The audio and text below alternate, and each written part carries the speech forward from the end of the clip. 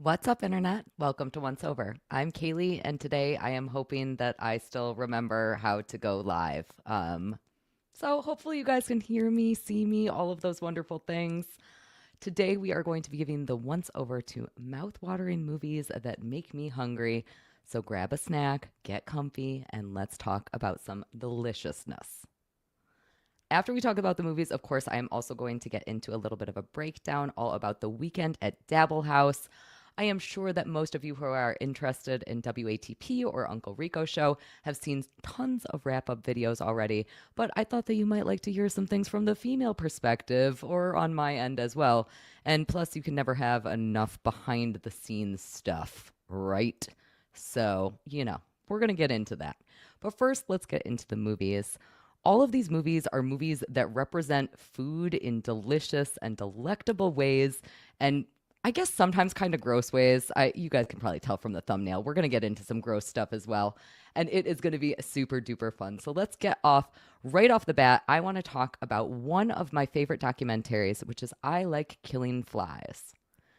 This is a 2004 documentary directed by Matt Mahurin. You guys all know I suck at saying names. That's going to be normal for this entire episode.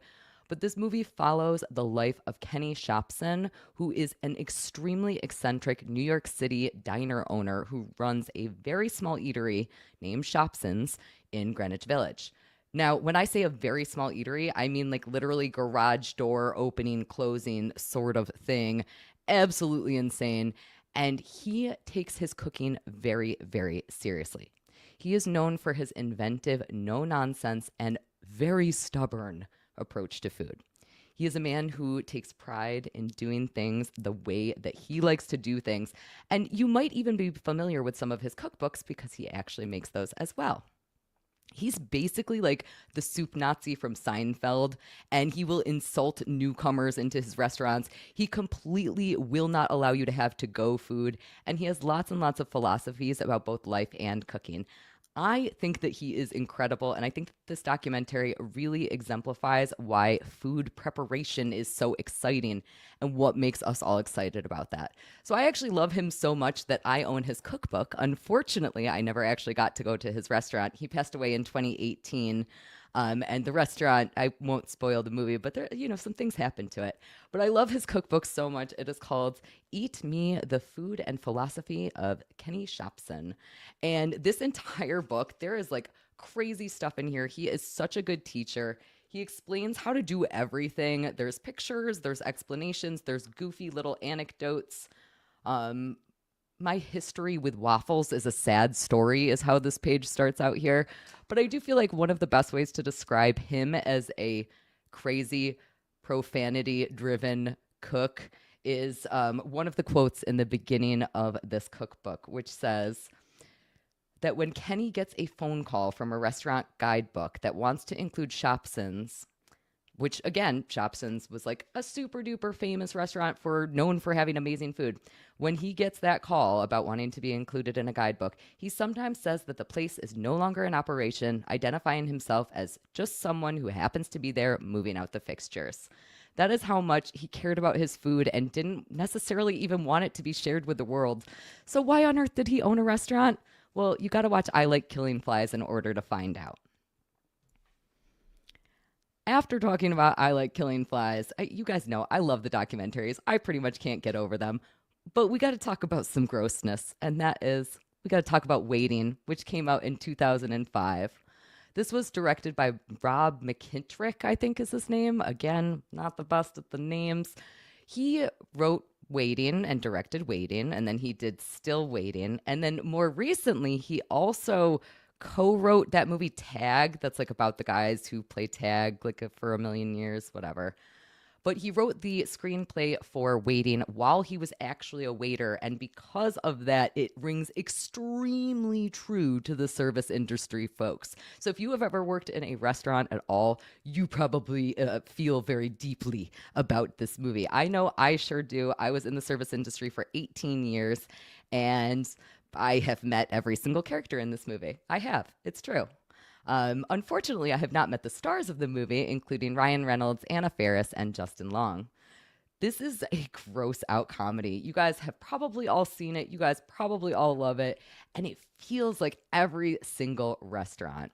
If you've worked in a restaurant, again, this is it. This is a restaurant. And if you've ever wanted to know what it's like to work in a restaurant, you should watch this movie.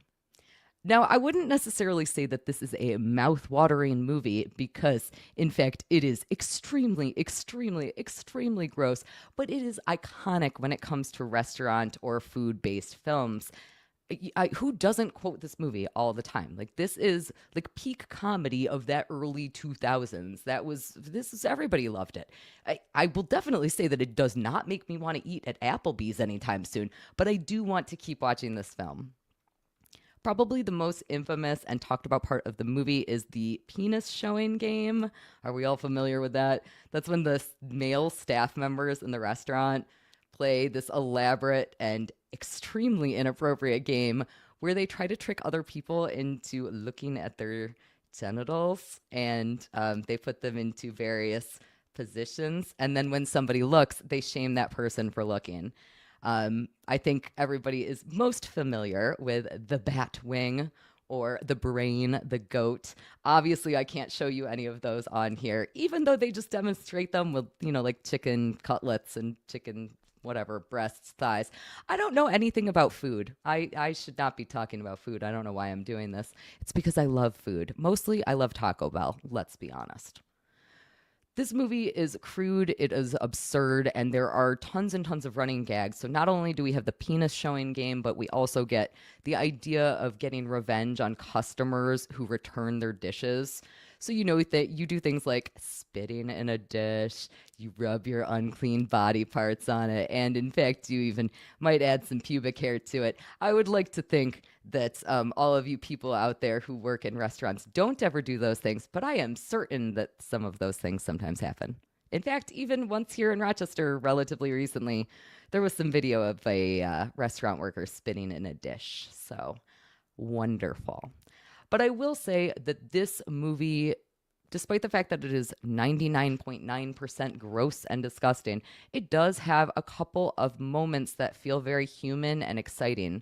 So, for example, Justin Long's character, Dean, he at one point hits a breaking point where he questions his life choices. And in particular, he questions his life choices about working, a dead-end job. And he coasts through life, and that sucks. And this moment of actual emotional weight in an otherwise juvenile film really stands out. Plus, I just love, what words was I saying? You guys, I still get so nervous when I'm doing lives. I was going to talk about John Francis Daly is the guy who I was going to talk about. I freaking love him. I love him so much on Freaks and Geeks, which I think still is one of the best TV shows of all time.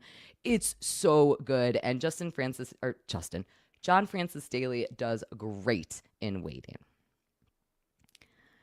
Next, we are going to be talking about yet another movie that isn't necessarily appetizing, but it does make me crave more.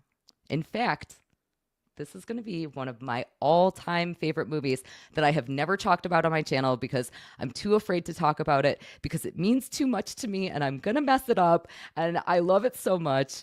It is 1989's The Cook, the Thief, His Wife, and Her Lover. This movie is a drama, satire, crime, horror sort of movie. It is really hard to pin down exactly what this movie is about. And that is exactly what is so amazing about it.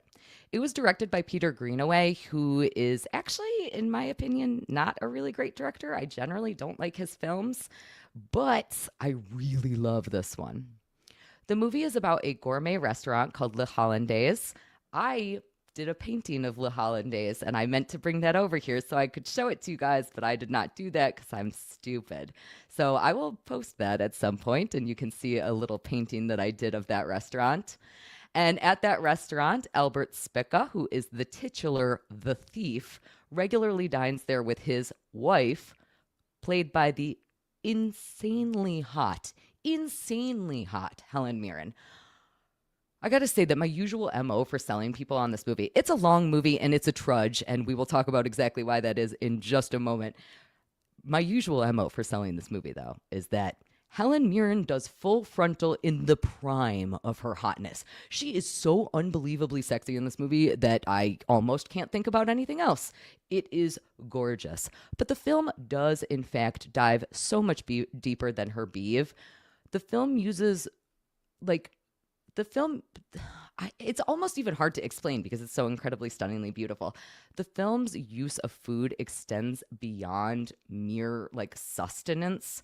So you're not even just necessarily looking at the food. It symbolizes complex relationships and societal critique. In fact, for a lot of this movie, the food looks gross, absolutely disgusting, and yet you still want to eat all of it. There's lots and lots of like menu title cards in this film, and the first time that I watched it, I was extremely underimpressed for at least the first like 40-ish minutes. So if you're considering watching The Cook, the Thief, His Wife, and Her Lover, I highly recommend push through that first 40 minutes. The thing that made me like finally come to terms with how exciting this movie was is that the way that Greenaway, the director, shot the film was almost as if you're walking through an art gallery.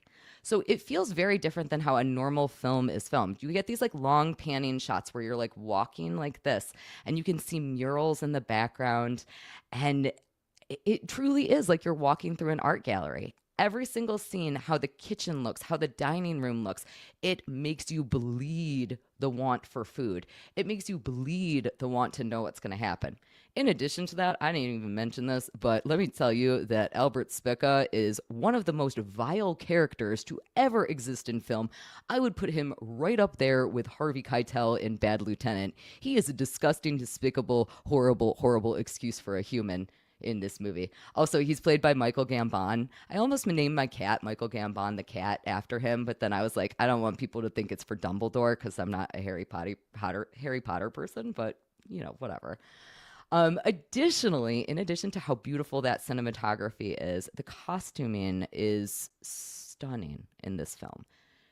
It was all done by Jean-Paul Gaultier, who is one of my favorite costumers. He actually also did The Fifth Element. My like dream has always been to own one of his like clothing pieces. He recently did this like sweater that has boobies on it, and I really, really want it. It's very cool. I really, really, really, really, really, really want it. He did The Fifth Element. I might or might not have already said that. I don't remember anything right now because I'm nervous because you guys are watching me. It's great. It's great.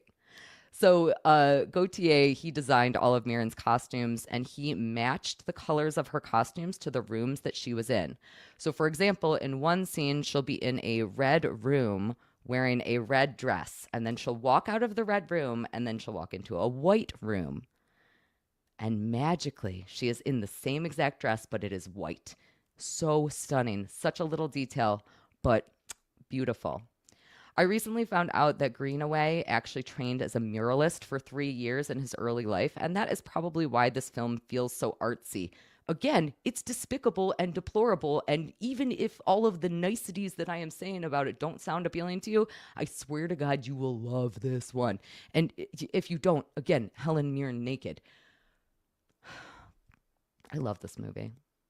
This movie it's like full of all of these like gorgeous wide shots that are just filled with the life of the kitchen and the dining room. And these shots could easily be frescoes catching a chaotic moment in time. So why is this movie so tasty? Well, if I haven't already sold you on it, I will also point out that Alton Brown, who is one of the best ever celebrity chefs, let's be honest, he is also known for his deep appreciation of the role of food in storytelling. He actually included this film in his curated Food on Film series, where he highlighted it as a significant work that intertwines culinary arts with cinema. And that's amazing because, again, all the food in this movie looks absolutely disgusting, but that's one of the greatest parts of it. So, you know. That's the thing. Before we get into our next movie, I'm going to try to talk about some super chats, which I may or may not know how to do. So again, we're going to bear with me while I do those things. How do I do that? I don't know how to do it. You guys, I'm the absolute worst. Look at this. Okay, we got it. Look at that. This is from Looney Tunes Critic. Thank you so very much for the $2. And he says, does Charlie and the Chocolate Factory count? I would say absolutely. I want to eat so many blueberries after I watch that movie. I think that that's one of the best things about films relating to movies. They make you want to eat in some sort of weird way. I never wanted to eat chocolate bars after Charlie and the Chocolate Factory, but I sure did want to buy them. That's for sure. Next up, we have another one from Looney Tunes Critic. Thank you so much for the $20. This says, I, again, bad at the reading stuff. Rob McKittrick wrote Waiting while working at Bennigan's. That's right. So it's shenanigans, I think, in the movie. And then it was entirely based on Bennigan's. Less than 2 blocks from here. Oh, that's so cool. People told me that he had made the movie, and when I saw an interview with him, I recognized him finally and said, "Oh, they mean asshole Rob." I believe that based on his storytelling. I believe it. We also have another one from the Bologna Factory. Thank you so much, Bologna Factory. Also, your new videos are really great.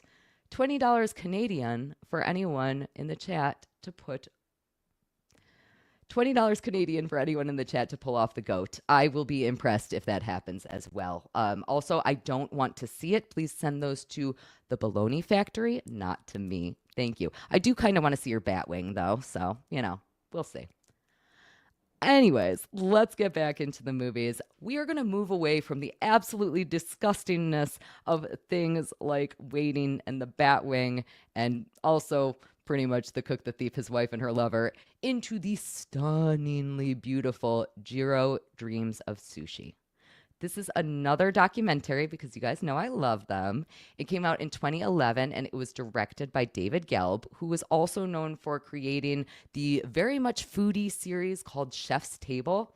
I've actually never seen that, so I'm interested if it's worth something. Like, should I check that out? Presumably I should, and I just am bad at shows. But, whatever. I like Jiro Dreams of Sushi, that's for sure. So this documentary follows around Jiro Ono, who is an 85-year-old sushi master and owner of Sukiyabashi Jiro is the name of the shop. Again, names. I'm great at them. Wonderful. Now, I should note that at the time of this review, at least as of 2 hours ago, he is 99 years old and still kicking. He was cooking until he was 97, but finally gave up the day-to-day of his restaurant to his son in 2023. So this is like passion amongst passions. This film is an intimate look into Jiro's lifelong, relentless pursuit of sushi perfection, and that has earned him and his Tokyo-based restaurant 3 Michelin stars. The documentary captures Jiro's meticulous process of selecting ingredients, preparing sushi, and his philosophy of continuous improvement. I love that both with Kenny Shopson from I Like Killing Flies, both with him and with Jiro, we get to see this philosophy that gets based into cooking. It makes things so exciting to see how those things get related to each other. I think that's one of the most exciting things about food, right? Is that we love it and we want to be excited by it. And I don't know how to say anything more than that when it comes to food. I want it to be a philosophy, even though I just love Taco Bell and nothing else. I mean, I like other things. I just really like Taco Bell. In this film, we also get to see the challenges faced by Jiro's sons. They grapple with living up to their father's legendary legacy while striving to establish their own identity in the sushi world. This is, the queen of nepotism, king of nepotism, the sushi of nepotism, whatever it is. They want to be able to have their own legacy on their own and not just be their dad's stuff. I get it. The film does a fantastic job of showing just how much work goes into this world-renowned 10-seat restaurant, which, did I mention, is in a subway station. A 3 Michelin star restaurant in a subway station. Amazing. 10 seats. Completely crazy. That's like bonkers to me. This film does a fantastic job of showing all of these sorts of things. And it is just an example of how dedicated you need to be to work in a restaurant like this. In fact, the apprentices who come to work in this restaurant, Jiro insists that they must spend 3 years to learn how to cook rice before they are even allowed to like touch fish. They're not even allowed to touch fish. Even more than that, you got to spend 5 years in order to be able to make vinegared rice. So you are training for an extremely, extremely long time just to make rice. I don't think that Jiro would really approve of my instant 1 minute Uncle Ben's that I, am microwaving every night. But he's 99 now, so, you know, maybe he doesn't care so much anymore. He probably does. He probably hates me and my love of Taco Bell. It's fine. It's fine. So, what makes this movie so tasty? It amazes me just how simple the sushi looks in this film. It's almost comically simple. A little palm full of rice, a slice of fish, and just a brush of sauce. And let me tell you, it is filmed perfectly. Gelb does an amazing job with that. Yet everything just looks so perfect.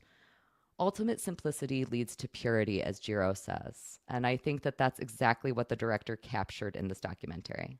It may just be rice, fish, and sauce, but every element has been painstakingly procured, meticulously prepared, and served to a T, just to disappear in one single bite.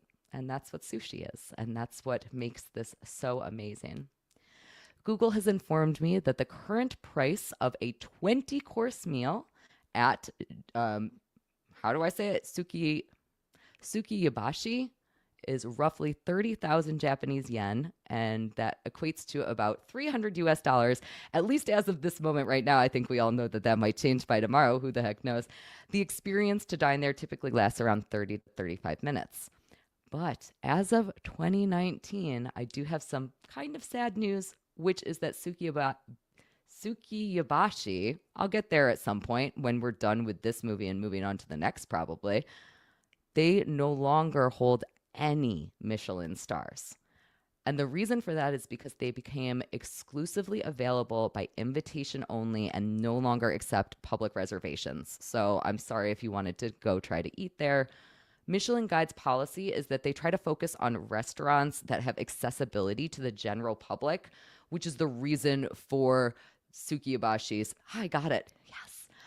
That's the reason for their delisting. It's not like Jiro did any weird stuff or anything. We still love him. We love him. It's great. It's absolutely great.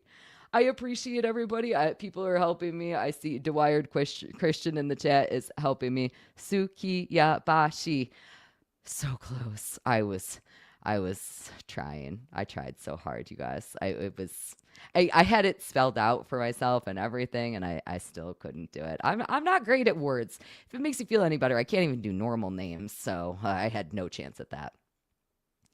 Leading from Jiro into this next film makes perfect sense because the director of Jiro Dreams of Sushi, Gelb, was actually the second unit director for our next movie, which is The Menu.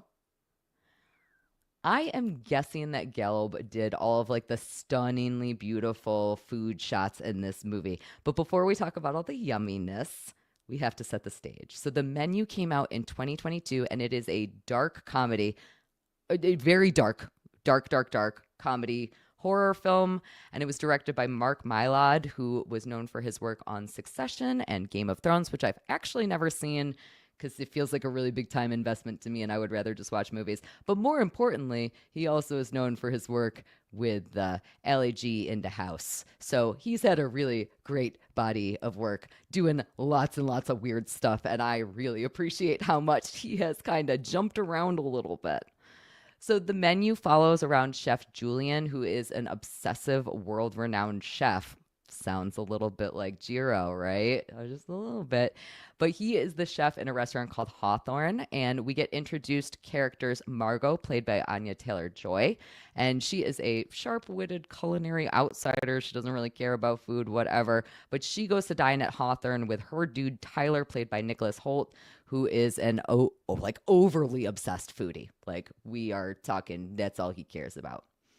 As it follows the two of them, they travel to a remote island where Hawthorne is located, and what might initially seem like an extremely exclusive dining experience that is only reserved for the elite, unlike subway stations in Jiro Dreams of Sushi, but, whatever. This slowly unfolds into horror as the guests are subjected to a series of increasingly unsettling monologues, opulent tastings, and of course, death, because we know it's a horror movie. So, without spoiling too much, I will just say, we'll jump back to my love of Taco Bell here for a moment, that when I order a beefy 5-layer burrito at Taco Bell, the guy who has squirted the sour cream into my meal doesn't usually commit harikiri because the ground beef wasn't to his standards. And I think that's a great way to describe the menu. I love that this movie takes jabs at the absurdity of fine dining. That I think is one of the most exciting things about it. For example, at one point, the diners are served a breadless bread plate, which is a dish. It's like, a beautiful, gorgeous dish. Absolutely looks stunning. And it is beautifully plated, savory accompaniment, perfect for dipping bread into, but there's no bread because why would there be? Because it's fine dining. Super duper, it's funny. Yeah. It's a little satire as well. So, what makes the menu so tasty? Well, if Jiro's sushi represented perfection through simplicity, then Hawthorne's fare is the complete opposite. It is perfection attained through a much more elaborate operation. And perfection is maybe a hard word to use to describe what happens at Hawthorne or at Hawthorne's. Either way, the food looks freaking amazing, and I want to eat all the food. I haven't actually eaten dinner. I hope you guys are all eating snacks. I want to know everything that everybody is eating tonight. I saw some talk of taco. I saw some talk of tacos. That's a hard words to say. They're yummy. I want to know. I'm hungry. I'm gonna eat so much food after this. Probably Taco Bell. Let's be honest. Within the menu, even the elegance of the dishes contrasting with the horror that unfolds around this couple, I think that I would still be down for a breadless bread plate. I would probably do that, even if it was followed by a dining room execution. I would eat it. I'd be in. I would go there. I would go there. However, I will admit that I really, really hated the end of this movie. If you guys have seen it, I hated it so much. I hated it so much. I was like all in on that movie, and then yeah, it completely lost me at the end. But everybody's got to have a flaw, right? Maybe that's the whole point of the movie. I don't know.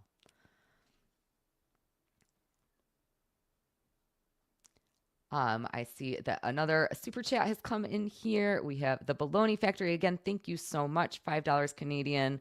Just call it Jiro's Subway Sushi Emporium. Yes, perfect. I would also eat that. That sounds lovely. I do like all food.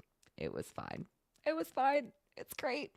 We're going to talk about another satire film next. So we're going to talk about the movie Delicatessen, which is a French post-apocalyptic sci-fi black comedy directed by Jean-Pierre Jeunet and Marc Caro, I think. I got Jeunet. That's almost right, right? So this was Genet's first feature-length film, and you might be more familiar with his later works. So he did Amelie, he did Micmacs, which I friggin' love, and he also did Alien Resurrection. So I did a very quick review of Delicatessen. I did a very quick review of Delicatessen when I did my 5 movies that you missed from 1991 review. And I reminded you there that you should not judge Genet's work by his Alien Resurrection. Let's not judge him. He's wonderful. And Amelie is great. And Micmacs is great. And what's the other one? A Very Long Engagement. I own a poster to that movie. And it's good. But Delicatessen is really, really extra great. So we're going to try to do a whole bunch of French names right now. It's going to be great. I'm going to do it. Delicatessen stars Dominique Mignot as Louison, Jean-Claude Dreyfus as Clapette, Marie Laure Tognac as Julie Clapnett, and Sylvie as yeah, I got there. This This movie is so French that it fucking shits baguettes. I love this movie. I love this movie so much.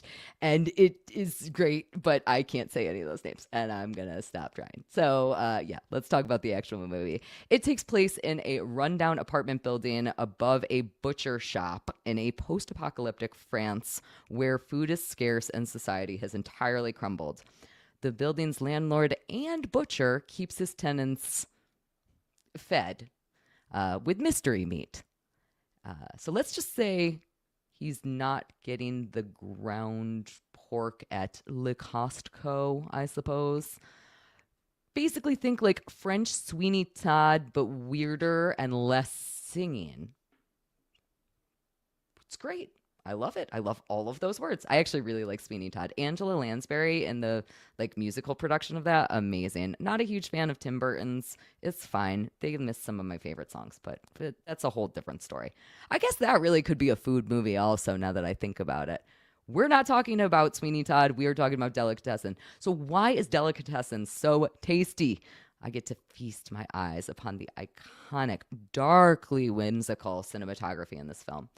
There are so many wide angle lens shots. You get fisheye lenses, and they capture these close quarters and like warping perceptions that feels both surreal and grotesque, along with this very like muted brownish yellow color grade and the absence of natural, the greens and blues, like your natural colors that you would see in the light of day.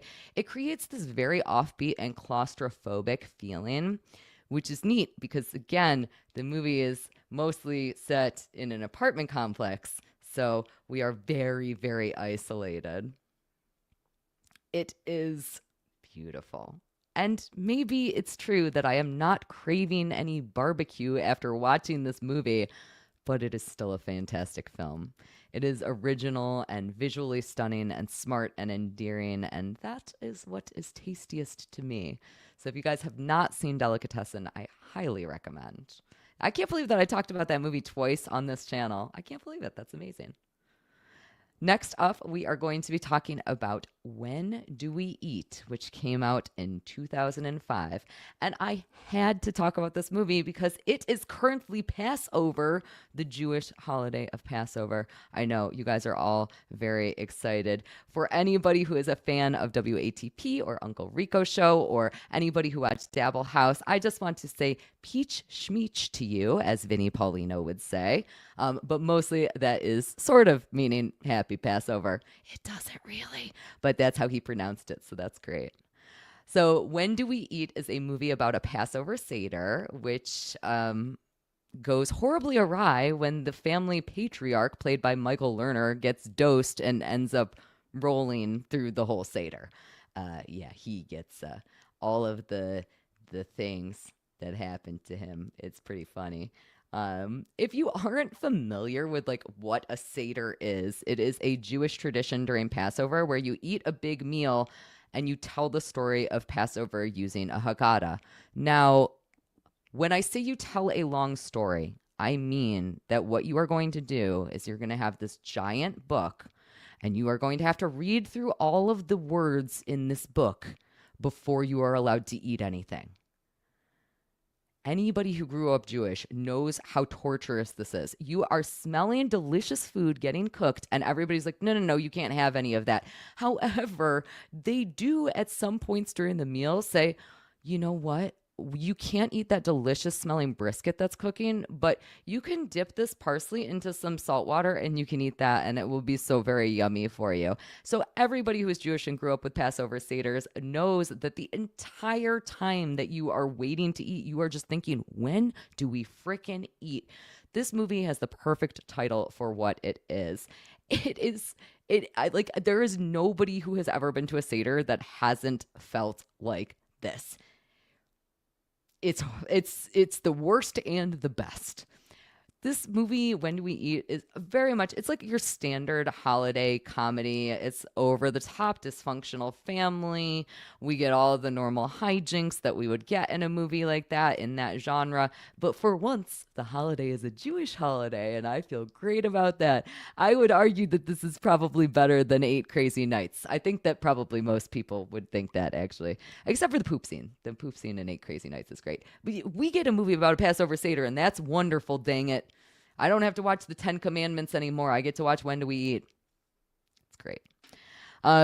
There's a lot of like stereotypes in this movie. So, for example, the family patriarch, the dad of the family, his job is that he manufactures and distributes Christmas ornaments for a living, which is like the most self-deprecating Jewish thing that I have ever heard in my life.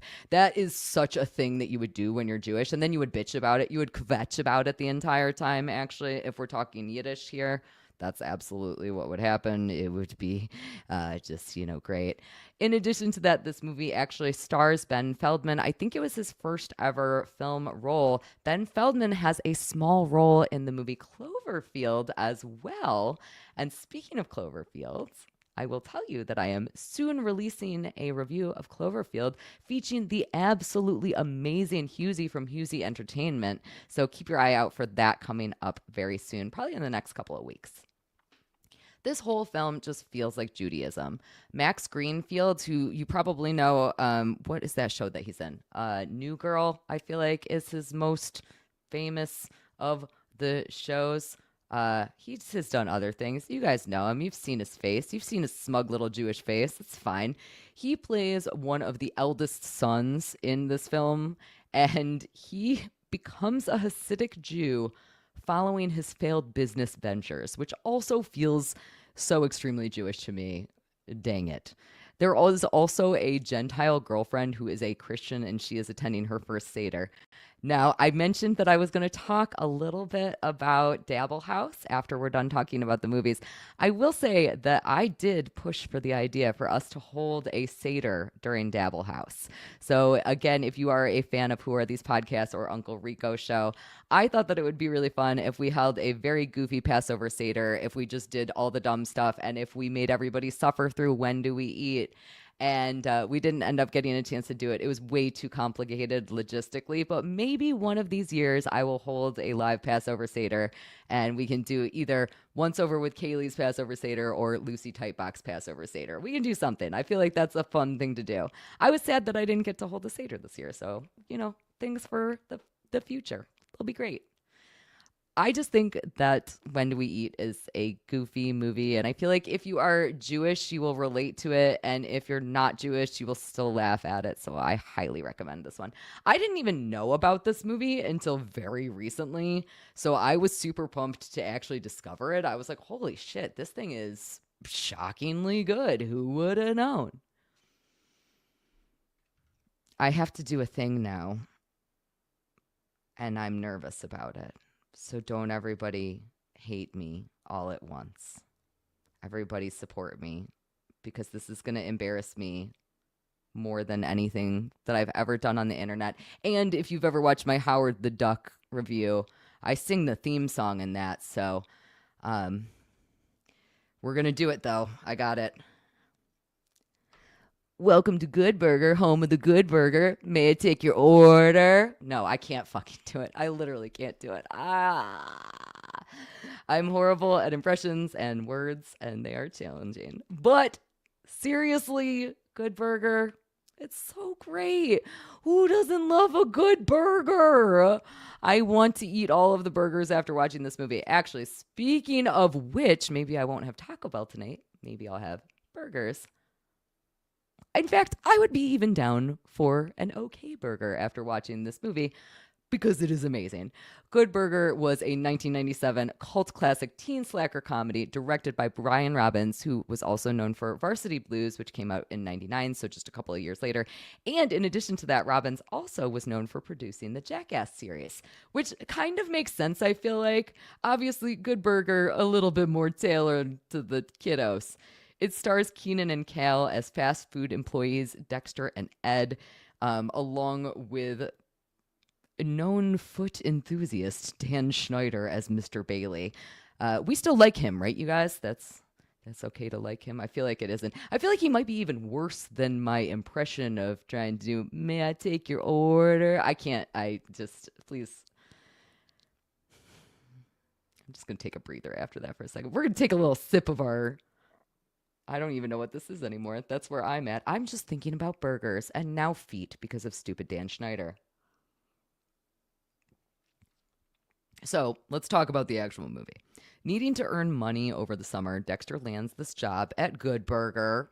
It's all in a little fast food place. It is a small and quirky fast food joint staffed by some very oddball employees, most notably Ed, who is a cheerful but very clueless cashier. Don't we love him? Don't we love him? The heart of the film is the unlikely friendship between Dexter and Ed, who team up to save Good Burger from the corrupt corporate Mondo Burger.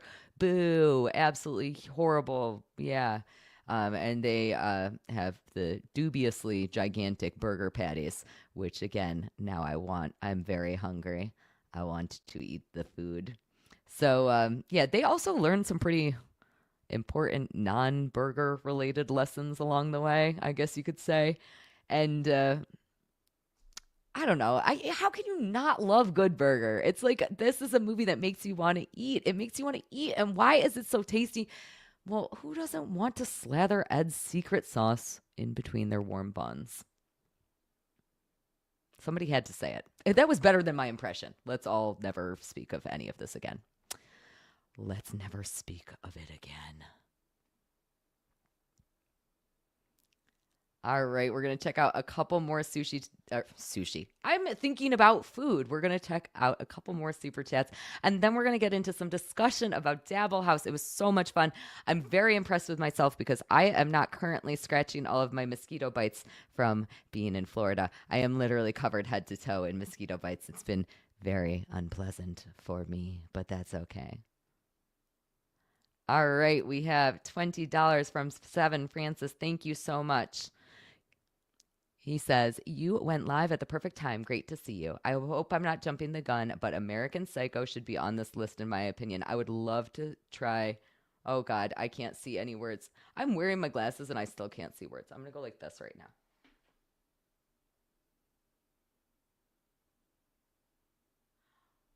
I would love to try Dorcius and see if I can get a reservation for tonight. Yes, that is not on the list, but I don't disagree with that.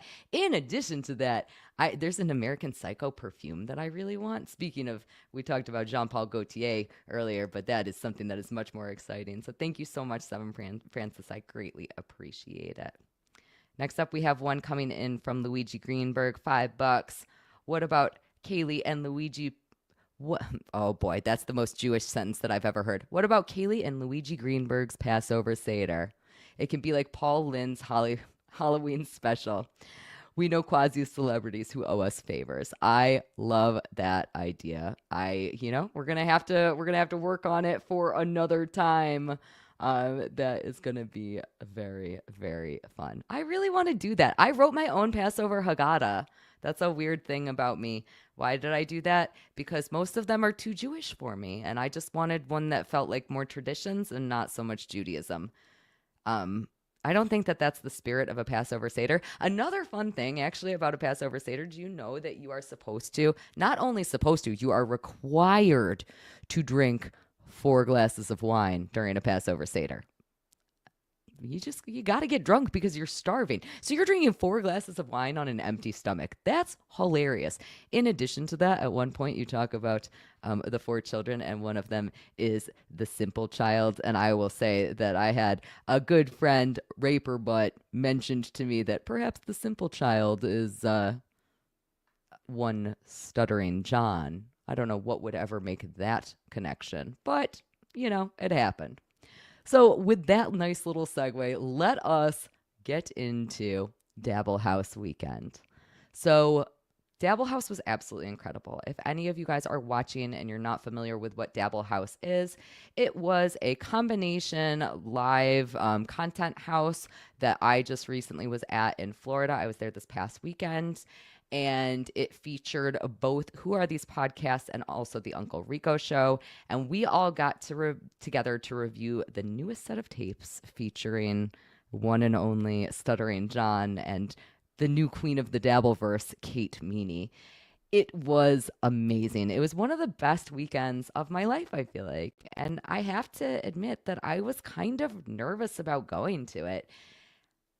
I We do a lot of live events when it comes to especially when I participate in these, it's usually related to Who Are These Podcasts. And for me, the excitement of doing a live event is getting to meet all of the people that I talk to on the internet all the time. And because Dabble House was a content house, there wasn't going to be a live audience there, which meant that I wasn't going to get to put faces to all of the names that I see so much. And that really honestly is what makes me the most excited about the live events. So I went into this being like, I don't know that I want to do this. Like, am I going to really enjoy this if I don't get to meet all of the listeners and see all of my friends? But it ended up being so amazing. So I'm going to give you just like a little bit of a breakdown. I feel like everybody else has done such a great job covering the wrap up. There is actually a full wrap up video posted. I believe it's on the Who Are These Podcasts channel, where we all just kind of talk about our experience. We talk a little bit more about the tapes if that is something that you're interested in. And in addition to that, you can also still go to dabblecon.live in the event that you are interested in checking those things out. You can still purchase passes, even though it is now in the past. So if you really want to hear all of that stuff, I would highly recommend it. I will tell you, here's another little inside baseball thing. I was extremely disappointed with Tapes Volume 1. Season 1 of the tapes was boring, and I felt like it was cruel, and I felt like it was icky, and I didn't really enjoy it. Season 2 of the tapes was a bonkers. Highly recommend. I have never heard anything quite like this 60-year-old man trying to bang a 20-something-year-old girl while describing an ugly vagina of another woman. Like that is like unbelievable to me. I was not I mean, it's an unpleasant experience, but let me tell you, the guys from Uncle Rico and everybody from Who Are These Podcasts all did such an amazing job of making a wonderful experience out of having to listen to such drivel. And Kate Meany really killed it. She had commitment like no other. She gave us all a gift, and I would highly recommend checking it out, like I said, over at dabblecon.live. So again, I'll give you just a little bit of a rundown of my weekend now that you kind of know my background. I went into it a little bit anxious.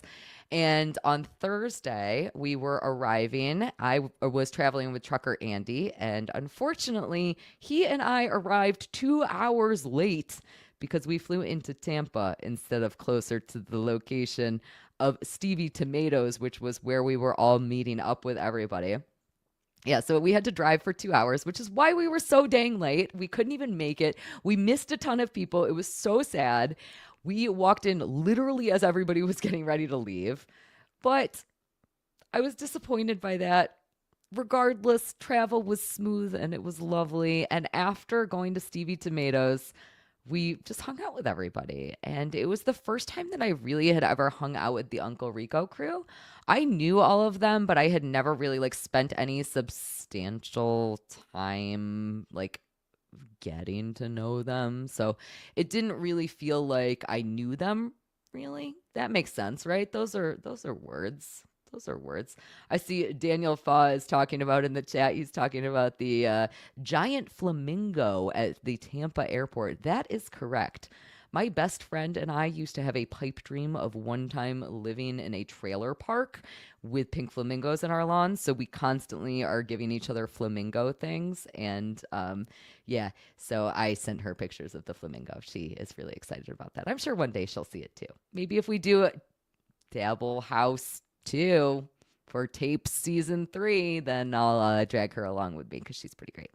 So that was Thursday. It was mostly just a hangout day for me. I know everybody had a great time at Stevie Tomatoes. You guys all know John was at Stevie Tomatoes just before the crew arrived there. Again, I missed all of that. I missed literally all of that.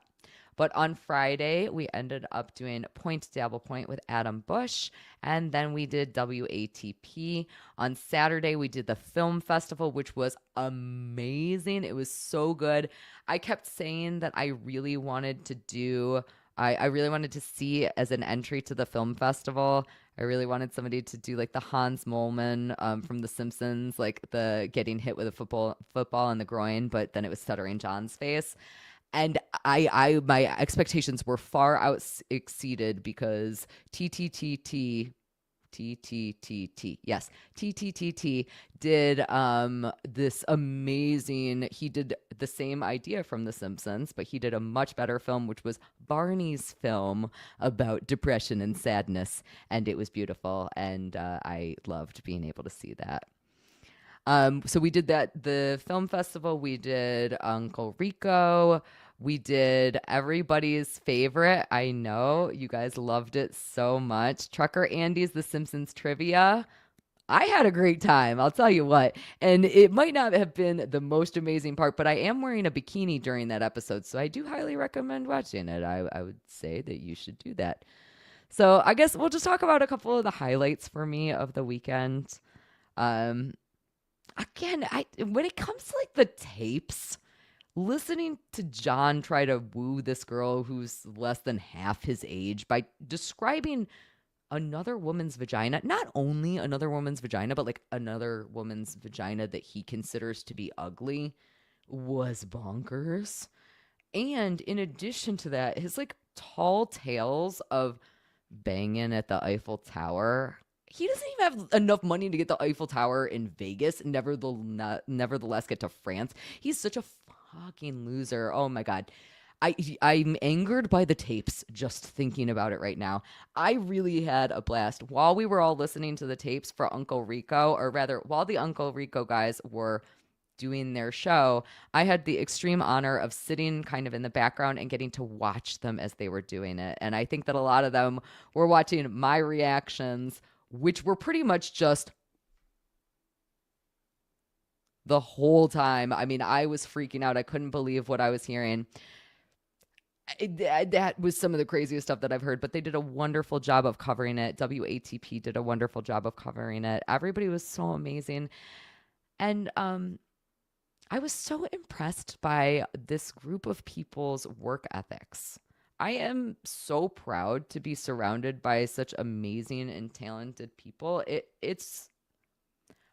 I don't even know how to describe how I feel about this. It feels beautiful.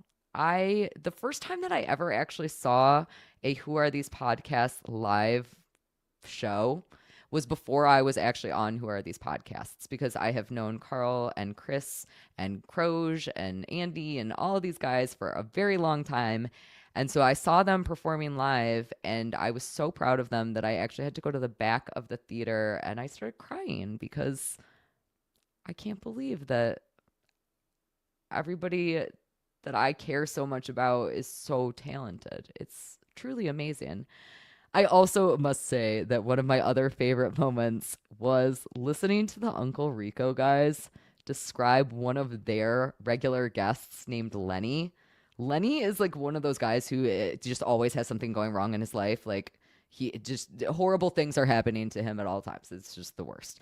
And watching Mike Morse and Zen cry laugh while describing all of Lenny's antics completely sold me on him as a human. I might be in love. I'm pretty sure that last night Shuli on Uncle Rico's show was saying that I'm in love with Lenny, and he might actually be right about that. I don't even know.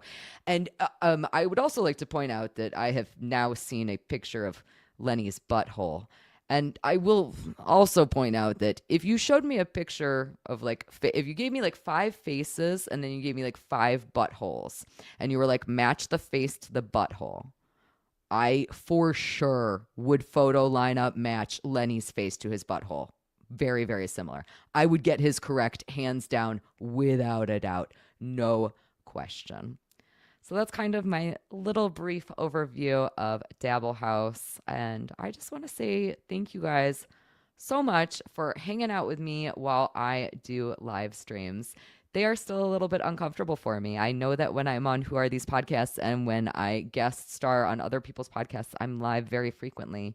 But it's not something that I usually do over here on my channel with you guys because I get nervous about controlling the things, and it's hard for me to do the stuff. And I get nervous. I get nervous. But I will say before we close out for the night that if you are in the Rochester area, there are a couple of very exciting things coming up tonight in just about, what time is it? In about 1 hour at 8:30 p.m. We are going to be showing, I am going to be showing, I do movie screenings every Tuesday night. I will be showing the movie Teenagers from Outer Space, 1950s sci-fi crazy times over at Fatty Beer Co. It is going to be super duper fun. If you happen to be in the area, I would love it if you showed up and came and hung out with me. They're always really fun. We kind of sit around. It is a bar environment where we are watching movies, and because of that, we are making fun of them. It feels very Mystery Science Theater-y. So I know Looney Tunes Critic just recently did some Mystery Science Theater stuff for the Dabble House Film Festival. Luigi Greenberg, I know, loves stuff like that, and I've worked with him on stuff like that for Skeptical Robot. Amazing stuff, and that is very much what it feels like. So if you are around Rochester, please come join me in about an hour for Teenagers from Outer Space. And also, if you are in the Rochester area on Saturday, April 19th, this upcoming Saturday, do not forget to head over to Johnny's to check out your very favorite surf rock band, The Isotopes. Instrumental surf rock, let me add. Yeah, I know you guys love them, and it's great. You can come see Carl and producer Chris from Who Are These Podcasts, as well as me. I will be there go-go dancing. That is my moonlighting role, is that I'm a go-go dancer. You can tell from all my amazing moves. Look, go-go dancing. Yeah, I look better than that, maybe. But if you're not interested in me, I have good news, because we are going to be debuting other new debut. You guys, words are so hard. We're going to be debuting new go-go dancers at this show. So not only will you be getting me, Lucy Tightbox, but you also will be getting Ivana Tinkle. And you also will be getting Janet Jacksoff. And you also will be getting Honey Von Mantrap. And it's going to be beautiful and wonderful, and we are going to have so much fun. Please come and say hello if you're able to make it to that. I really cannot wait. And I appreciate you guys so much for coming and hanging out with me tonight. I am going to go get ready for that movie screening. That's words are... I need to eat food. Okay, tacos or burgers? Like, what do I do? Seriously, Good Burger had me thinking burgers, but Taco Bell it's Taco Bell, and I love it. And I don't know what to do now. I literally just looked over and saw my copy of the movie Happy Birthday to Me, and I was like, where can I get shish kebabs? I don't know. I'll find something phallic shaped. It'll be fine. All right. Thank you guys again so much, and I will see y'all soon. Bye.